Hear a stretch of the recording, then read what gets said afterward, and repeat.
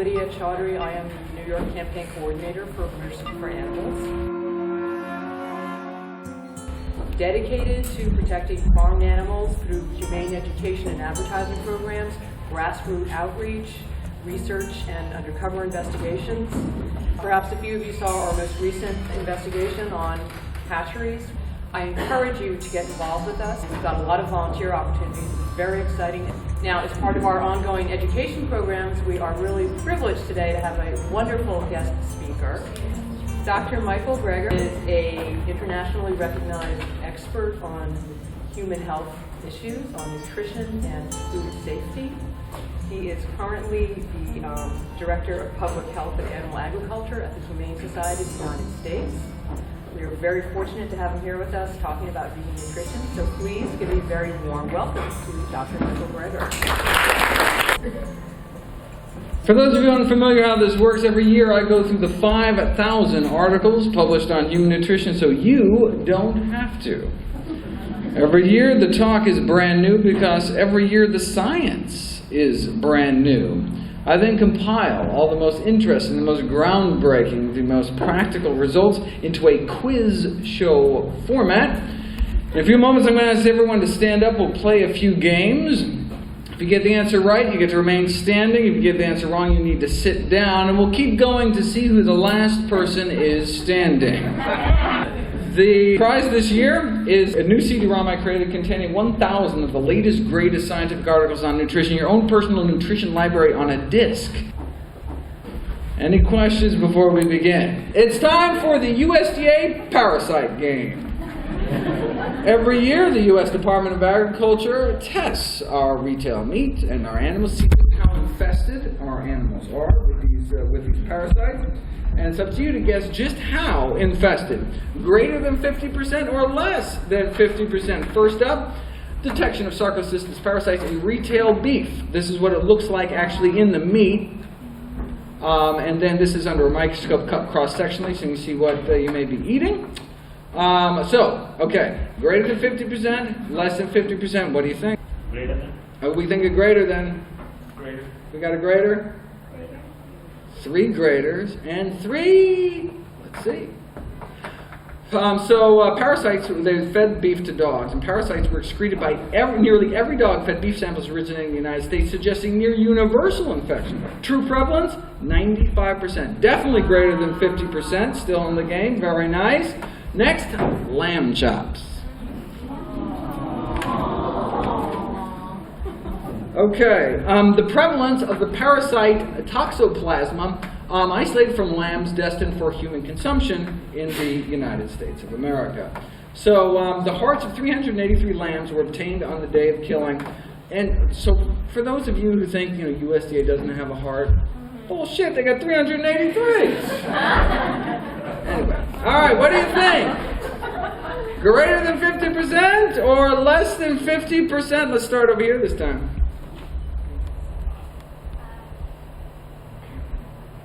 We'll come back to you. It's okay. What do you think? Greater. We got a greater? Greater. We got a greater. They aren't going greater. I don't know.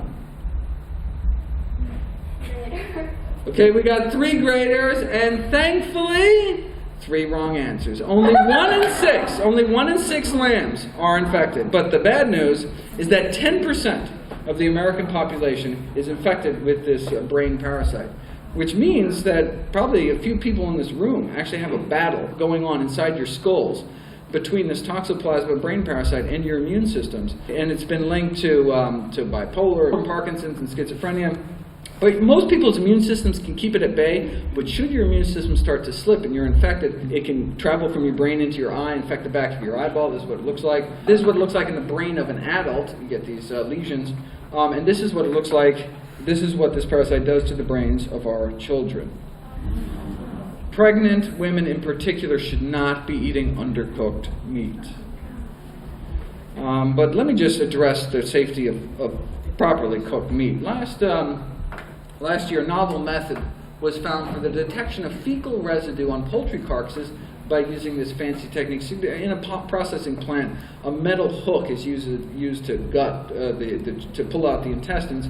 And so commonly the skin on chickens is contaminated by ruptures of the digestive tract during the evisceration process that can expel what they call internal content. Internal content which can end up on the carcass but be picked up by this laser scanning. So, what percentage of U.S. chicken carcasses is contaminated with fecal matter?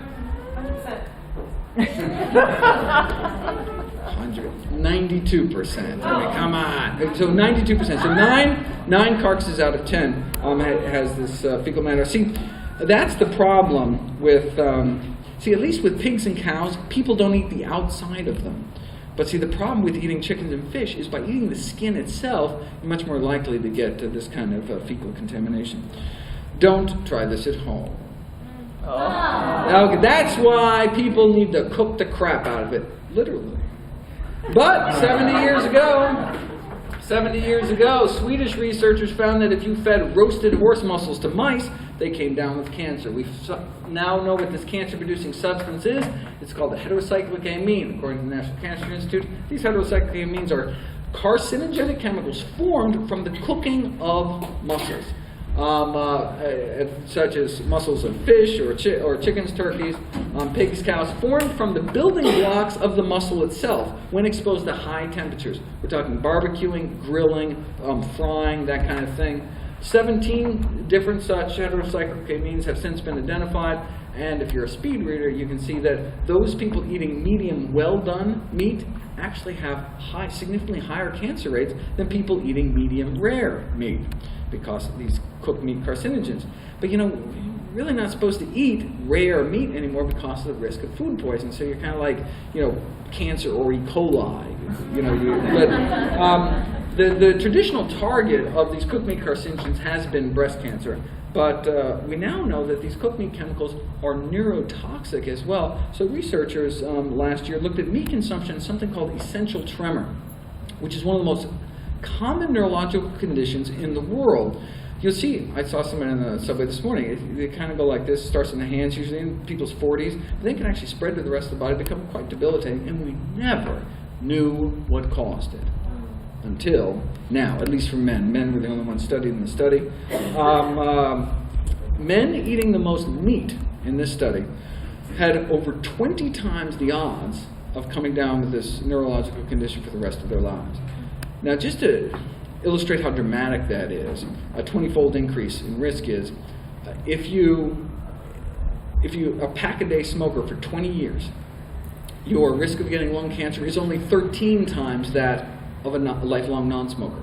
So you smoke literally 100,000 cigarettes, 13 times more likely to get disease, but eat a lot of meat and 20 times more likely to get this neurological condition. In the United States, though, it's really the children that actually have the highest levels in their bodies, probably because they're just so small. And these cooked meat chemicals may play a role in our childhood asthma epidemic as well. Two things seem to do it: smoking in the home and this grilled meat intake. So they recommend, public health authorities say, look, two things: no smoking in the home when there's children, and also reduce the intake of grilled meat by children so as to reduce their exposure to these carcinogens. Now, warnings about meat in general kind of vague. Where are these carcinogens found the most? Let's get everybody up to answer this. Are we talking a Whopper, a Big Mac, pan-fried chicken, lamb chop, pork chop, grilled salmon? Who thinks it's a flame-broiled burger? Raise your hand. Who thinks it's pan-fried burger? Who thinks it's the chicken breast? Who thinks it's the lamb chop, pork chop, grilled salmon? Grilled salmon, good guess. But beating out even grilled salmon, number 2, chicken, in terms of carcinogenic contamination. Not everybody on that one. Very nice. Look at this. All right. Now, chickens aren't the only things that are roasted, though.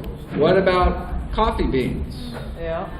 But since the carcinogen is made from mussels, and there are no mussels in coffee, there is only very insignificant quantity. So one doesn't have to worry about coffee, and they deep fried a tempeh burger, a veggie burger, and found 0 mutagenicity, no carcinogens found, again, because it's not muscle meat and the carcinogens actually come from the muscle itself.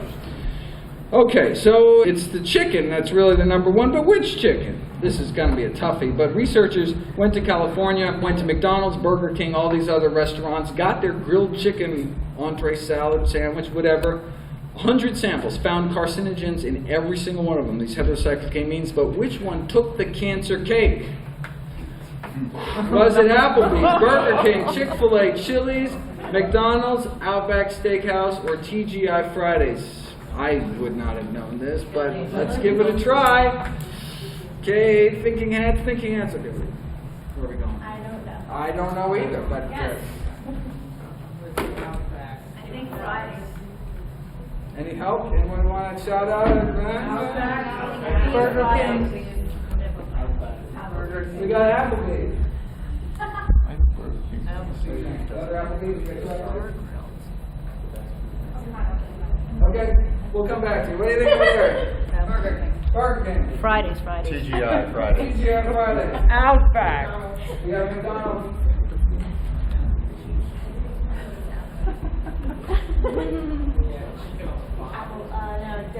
Outback. Outback.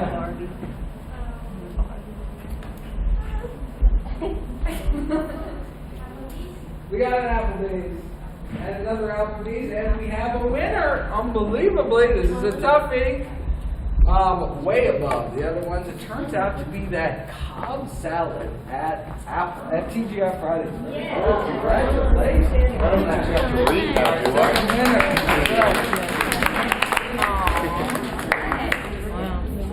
really off the charts for whatever reason. All right, now, to avoid the cancer or E. coli conundrum, one could ask a restaurant to instead boil or steam their meat, kind of lower temperature cooking methods, but they still have to handle it correctly. Many of you have seen, so this is just a recommendation. I'll go back for a second. Oh, no.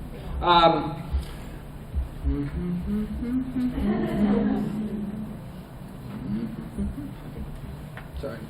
But this is the summary of the study, just saying, obviously, simple steps, such as reducing or avoiding the consumption of grilled chicken products. That's the strategy to reduce your intake of carcinogenic or mutagenic toxins. You have seen these.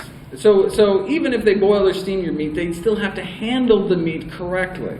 All right. Well, researchers at the University of Iowa sent trained observers into 16 restaurants in the Midwest to see how well our food service personnel, how often and how well they washed their hands as they prepared our food. How did they do? Let's get everybody up to find out. Now note, this is compliance with the Federal Food Code guidelines, which are actually really quite strict. Like, you're supposed to wash your hands technically between moving from one food to another. So from like meat to making a salad, you're supposed to wash your hands. So, I mean, it's hard to get 100%. At the same time, they had someone with a clipboard looking over their shoulder the whole day. So what do you think? Did they wash their hands 0 to 20% of the time? Who's pessimistic? Raise your hand. 0 to 20. Who thinks, okay, not that bad. 20 to 40. 40 to 60. 60 to 80? And anyone have some 80 to 100? Anybody? No. All right, well, you're right. It's not 80 to 100. But it's not 60 to 80 or even 40 to 60. I think it's 0. Ready for this? Oh! Thus, there was 0% compliance. 0% compliance with the recommendation for hand washing procedures. Question. Yes? Did the workers know what they were being watched for, or was just a random person with a clipboard? Random person with clipboard. Okay. So, then you definitely don't have to wash your hands. Okay, what if we do it ourselves, though? Right? From the meat counter straight to our home in a biohazard suit, dropped straight into boiling water, no cross-contamination in the kitchen. In fact, what if it's even the most contaminated food? Fish is second only, chicken is second only to fish in terms of food poisoning risk. So what if it's even fish, but it's handled and cooked properly? Fact or fiction? You can't get food poisoning from properly handled and cooked fish. Now, I mean, you can get all sorts of food poisoning from raw fish, for example. 85% of sushi, of these fish fillets, contaminated with fecal bacteria because of the gut waste exposed during evisceration in the slaughter process. You can get cholera from oysters. In fact, there's a new strain of cholera in North America as of last year. You can get tapeworms and other delights and parasites from sushi, including brainworms and eye worms. I will spare you the photo of the eye worm. And then these necrotizing infections, so people eating oysters, shellfish, other seafood, the so-called flesh-eating bacteria. The immediate limb amputations were performed on all patients. Still, 37% of them died. But what if you cook out the crab? Right? Now, this is only in terms of food poisoning, not the kind of long-term issues like PCBs and mercury and all that stuff, but acute food poisoning from properly cooked and handled fish. Who says you can't get food poisoning? Fact. Raise your hand. Who says fiction? All right? And it turns out some of the most common causes of fish-borne food poisoning not affected by cooking at all. 50,000 people a year get poisoned by a neurotoxin in tropical fish like red snapper, sea bass, grouper, who themselves eat fish that eat a little toxic algae. Can cause all sorts of weird reactions, like a reversal of hot and cold sensations. Hot feels like cold, cold feels like hot. And the toxin itself can be sexually transmitted and cause weeks of painful genital symptoms. So even if you don't eat fish and your non-vegetarian lover assures you that they properly cooked and handled their fish, you personally may not be safe. The toxin is actually transmitted. Then there's all sorts of really rare fish toxins that can cause our muscles to break down. This poor person went to bed totally fine after eating some salmon, waked up, couldn't stand, hold a cup of coffee. Lots of toxins, none of which affected by cooking. So one would never eat poisonous pufferfish if they were smart, but what if it was mislabeled as monkfish like it was in Chicago, leading to tetrodotoxin poisoning? This poor woman ate some mackerel, it literally just dropped. And this is actually the most common cause of fish-borne food poisoning, called scombroid poisoning. When flesh decomposes, when fish starts spoiling, these chemicals are produced that are released, even when the fish still tastes and smells perfectly fine. And it can cause this most common cause of food poisoning from fish. The chemicals have names like putrescine and cadaverine. That's actually what's used to train the corpse sniffing dogs, actually. But it's not just fish. When all carcasses rot, as you can see, all these different types of meat products, you get these decaying flesh compounds, including spermine, interestingly, which gives the characteristic semen odor. But it depends on what kind of bacteria is really involved in the putrefaction process. Fact or fiction? Cell phones can give you brain cancer. Brain tumor incidence has been increasing over the last 25 years. Cell phones have anything to do with it? Who says cell phones increase brain cancer risk? Raise your hand. Yes, fact. Who says no, that's fiction? And the answer is fact. From the major review in the International Journal of Oncology published last year, if you do not use cell phones, your lifelong risk of getting brain tumor is 1 in 167. If you do use cell phones, your risk is still really small, but it goes up to 1 in 128. Still less than a 1% chance you're ever going to get a brain tumor. But I encourage people to use speakerphone option, the little headsets, and to minimize the amount that children use them. But if I can just get everyone who's currently standing up to sit down, I'll get just you back up for the next round. I just want to put this risk in context. And that is, children that eat a single hot dog a week have 7 times more likely to get a brain tumor than using a cell phone every single day. And in fact, one serving of these cured meats every week increases the risk of childhood leukemia by 900%. Diet is the #1 cause of cancer. Diet is the #1 cause of cancer. Therefore, cancer is a preventable disease, but it does require major lifestyle changes. Only 5 to 10% of cancer risk is from your genes, from your family history. The other 90 to 95% of risk comes to what we expose our bodies to. Of that 90 to 95% here in the United States, tobacco is about a quarter of the risk. And particularly among people with AIDS, there's a number of infectious causes of cancer. But if you combine obesity and alcohol into diet, you can see that the majority of risk really in the United States is diet related. And if you don't have AIDS, and if you don't smoke, nearly your entire cancer risk is from diet, and everything else, the cell phones, the x-rays, the air pollution, all fits in to that 10 to 15%. Right? So for non-smokers, cancer risk is almost entirely diet. Anything about our diet in particular? From a massive new study in Canada last year, total meat consumption directly related not only to stomach, colon, and rectal cancer, which comes in contact with the meat, but also pancreatic cancer, lung cancer, breast cancer, prostate, testicular, kidney, bladder, and more, leukemia as well. 60,000 Americans every year, for example, come down with non-Hodgkin's lymphoma. Blood cancer goes on to kill about 1/3 of its victims. Significant rise in incidence in recent decades.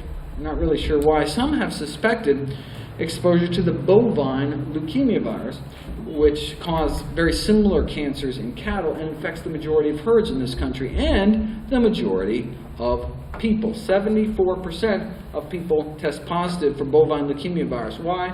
From exposure to meat and dairy products. But it may not just be eating animal products, though. Those that handle raw meat for a living actually come down with unpleasant conditions with names like contagious pustular dermatitis. And there's actually a well-defined medical condition known as butcher's warts, which affects those that handle raw meat, including fish and chicken, for a living. In fact, even the wives of butchers have significantly elevated cervical cancer risk, which is a cancer which we know is associated with wart virus exposure. So, first study of its kind, researchers looked at farmed animal exposure as a risk factor for human non-Hodgkin's lymphoma. To be fair, though, there's also feline leukemia virus. And you know, our children are more likely to have close contact with a family dog or other companion animal than with a farm animal. So, in terms of our risk of developing non-Hodgkin's lymphoma, animal contact, harmful, harmless, or helpful? Let's get everyone up to answer this question. And no matter how this comes out, remember, I am just the messenger. Okay, first off, cow contact. Does this cow contact increase your risk of cancer? Raise your hand. Who thinks it does not increase your risk of cancer? Anyone thinks it's protective against cancer? Increases your risk of cancer. What about pig contact? Who thinks it increases your risk of cancer? Who thinks it does nothing to your risk of cancer?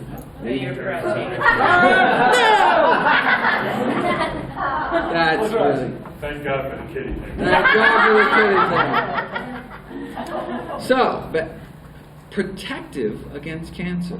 Not even if you don't have a cat now, but had a cat in the past, you have a significantly lower likelihood of coming down with non-Hodgkin's lymphoma. Now for you dog people. Canine companionship. Who thinks having a dog increases your risk of cancer? Who thinks having a dog has nothing to do with your risk of cancer? Who thinks having a dog decreases your risk of cancer? Having a dog decreases your risk of cancer. Good dog. Oh, I would have wiped out the room with a cat question. All right, what about other companion animals like corn-loving hamsters, rodents in the house? Who says harmful? Who says harmless? Who says helpful? And the answer is helpful. Decreases your risk of cancer.